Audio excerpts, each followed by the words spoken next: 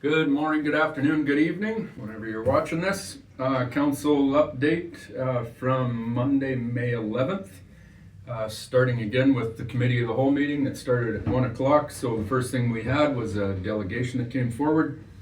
This is from a development group that is looking at developing and putting houses on what we all refer to as the Adams property in southwest High River. And just so that you know exactly where it is, that's the area that during the Heritage Inn Balloon Festival, that's where the balloons launch from, right along the berm there. So this group is looking at purchasing that property and putting some homes on there. So they just came and kind of asked what council's thoughts were on it, and we gave our feedback on it. It is all available on YouTube and the whole conversation.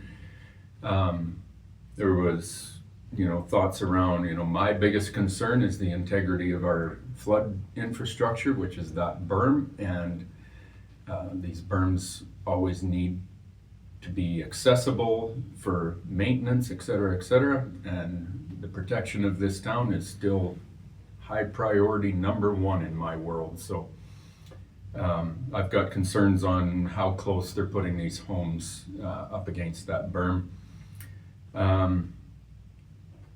Council's other concerns were density and the other concerns that have been brought forward in the southwest area, High River, with any redevelopment projects. So this is looking at, I think they had 64 homes slated to go in there. Be a development similar to Polo Park kind of style development or Baker Creek style development.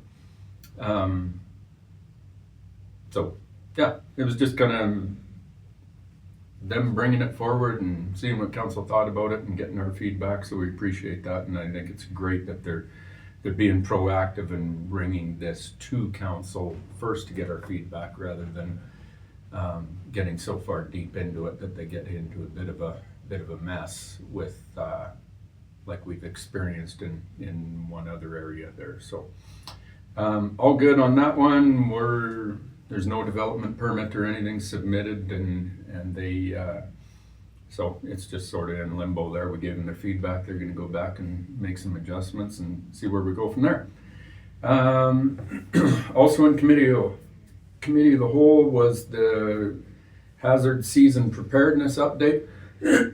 Excuse me. This is what we do every May of every year is making sure our hazard preparedness, specifically flood risk at this time of year, that we want to make sure that all our infrastructure is in place, all the mitigation has been maintained and working, and the floodgates have been tested. That's all good, and the integrity of the berms is all solid. So that's all there. And Chief Steve DBN came and presented just kind of how they're monitoring the snowpack in the mountains, which is important to notice, but it's also not the snowpack itself is not the flood factor as to how and if and when we get flood events. It's flood events it's snowpack with rain on top of it is what creates our flood events. It is rains is the major factor.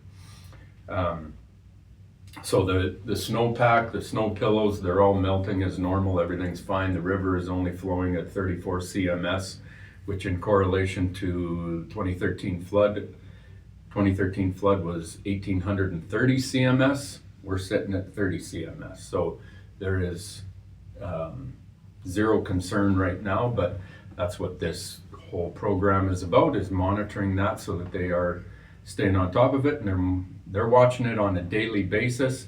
Justin, who's helping me today with communications, he also presented shortly after that, just as to how the town will be communicating throughout May and June. And right now it is scheduled on Wednesdays for an update as to where the river is at and how things are looking, so you can pay attention to that.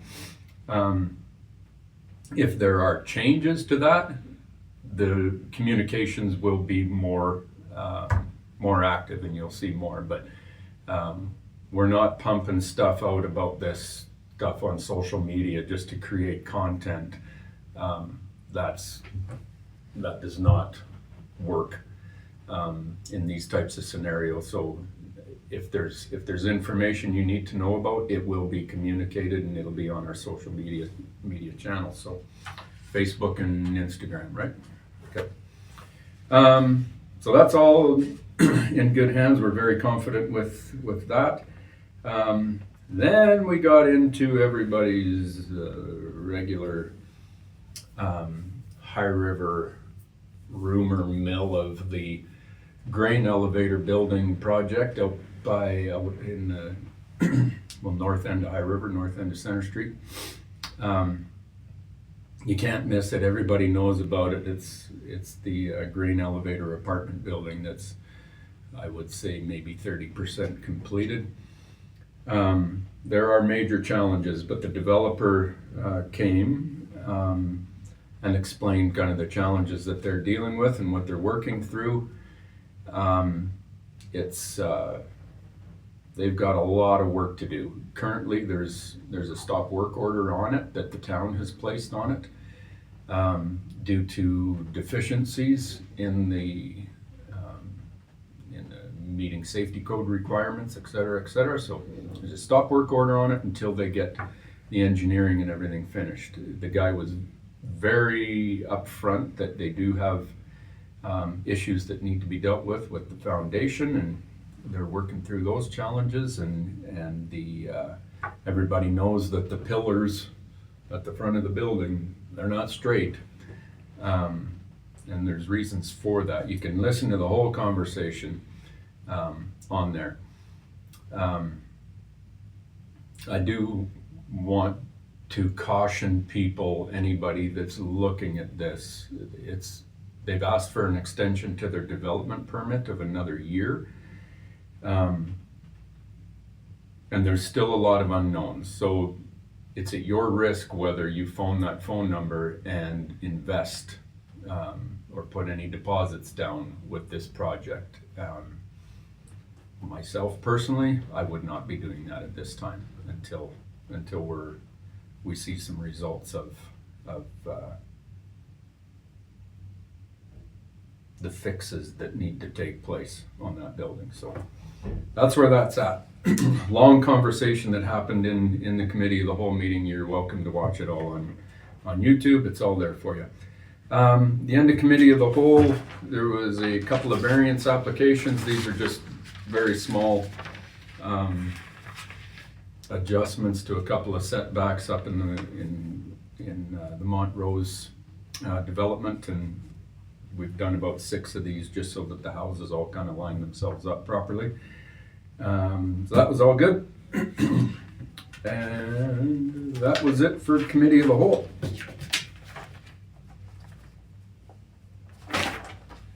The regular council meeting that started at 3 o'clock.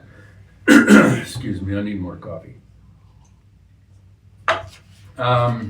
Municipal policing committee bylaw. So Austin Kessler, the head of our protective services, came and presented, and he had his backup with Staff Sergeant Greg and Jason were there from the RCMP. And this was all done due to recent legislative changes, provincial changes. Basically what we've done is now created a municipal policing committee bylaw, and this bylaw formally establishes that committee. So it's basically taking it from here and shrinking it down to the important items, but again, it's legislative changes that we have to abide by, so that was just taking care of that housekeeping item.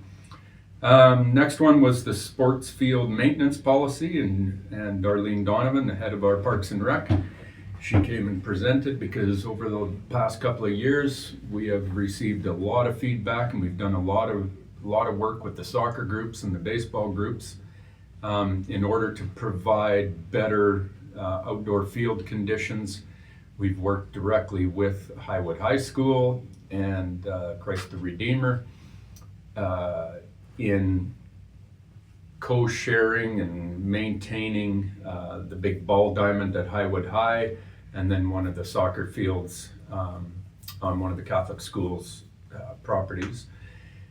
And we will be maintaining those, but as well as increasing the maintenance on our George Lane Park, ball diamond and Birchwood, those ball diamonds. So just making sure that we're elevating to the quality that our local sports groups deserve. So there's a whole policy in that now. A little bit of discussion that took place in making sure that it was flexible enough. Councillor Barton wanted to make sure that if conditions change, that Darlene has the ability to be flexible with this policy to make sure that the conditions are kept up to the standard that we want them to. Then we went into a construction tender. This is for the Crescent Ave main replacement up by the old water tower area. And it's a $2.2 million project. It was awarded to Canaco Energy Services. So they'll be starting that project this summer.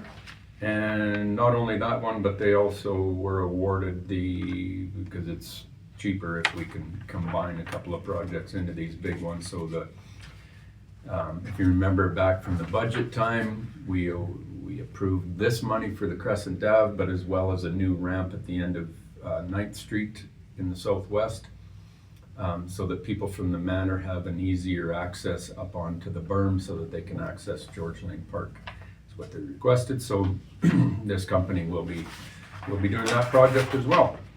And then there was the aquatics expansion construction update. So last week, all the updates and repairs and stuff to the old pool basin were completed.